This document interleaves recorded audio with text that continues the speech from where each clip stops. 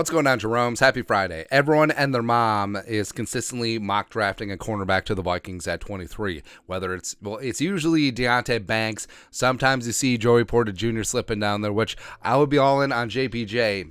Don't really see it happening, but you never know with the draft. Or Cam Smith or Emmanuel Forbes or whoever. But I think on its face, it's a little bit too simplistic because they look at Vikings defense bad, Vikings defense need corner, Vikings go get corner. Whereas they're not taking into account the composition of the rooster, notably two former 2022 draft picks in Andrew Booth Jr. out of Clemson, number 42 overall, second rounder, and Akayleb Evans, a fourth rounder coming out of Missouri, formerly Tulsa King. I love it, man. Also, you need to factor in Kwesi, current GM, year 2. He drafted both of these guys last year. Also, he traded up with to go get both of these guys. He traded up with the Colts to go get Booth at 42. He traded up with his former team, the Browns, to go get Evans in the 4th round. So, Kwesi, I think he's super logical, but every person is human, and Kwesi has to have a degree of ego, and Kwesi and the scouting staff, they're like, okay, we're going to go get these guys. We believe in them. They're long, lengthy, outside the number type cornerbacks, and we believe in them. We believe him in year 2. Kwesi even backed him up at his press conference, and I think that it may be a little bit misplaced that the Vikings will just take a cornerback at 23. But, of course, given how the board is going to play out, we'll see what happens. But I do believe in Evans and Booth in year 2, even though both of them are coming off of various medical issues. And Evans was thrown into the fire last year, got an opportunity to play quite a bit, 162 snaps, 2 starts, showed flashes, showed some decent level of play on a very questionable and dubious defense with Ed Donatell, but of course his season was cut short by multiple concussions, and the Pride of Mizzou is looking to get things going in year 2, and I think that he certainly can. He does have he wasn't asked to play a lot of press man in college, but he does have those traits, and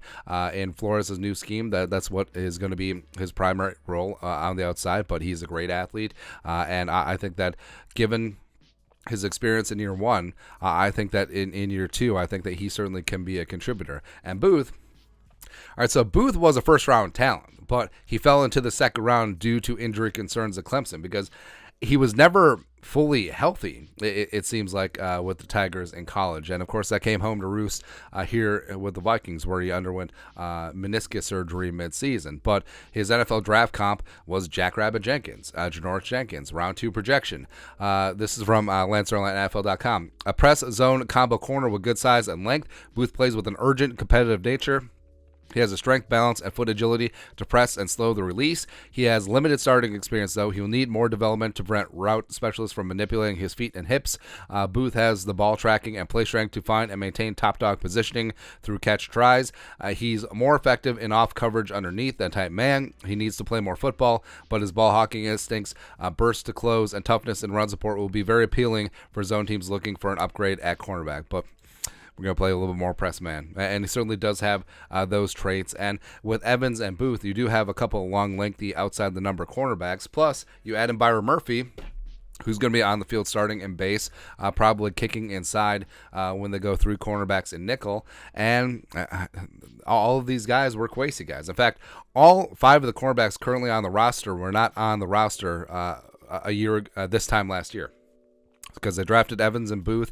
Kalon Barnes was a 7th-round pick that they picked up midseason. Tay Gowan was a practice squad guy that they picked up at the start of last year, and then they signed Byron Murphy in free agency this year. So Kwesi obviously has made his mark in the cornerback room, where they did not bring back Sean Sullivan. They did not bring back Chris Boyd. They did not bring back Duke Shelley, which raised an eyebrow, especially the amount of money he got with the Raiders. They did not bring back Patrick Peterson for another year in purple. So, I mean, even though, yes, like if the right guy is there, if Joey Porter Jr. is there at 23, they should go for it. But I don't think that's a lock that they're going to go cornerback in the 1st round, especially since they only have 5 draft picks. Now, I'm not saying that they shouldn't take a cornerback in later rounds.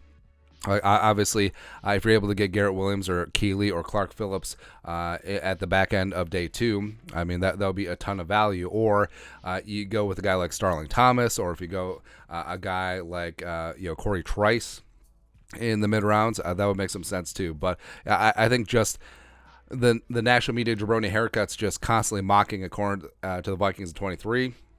I don't necessarily buy it. I just really don't.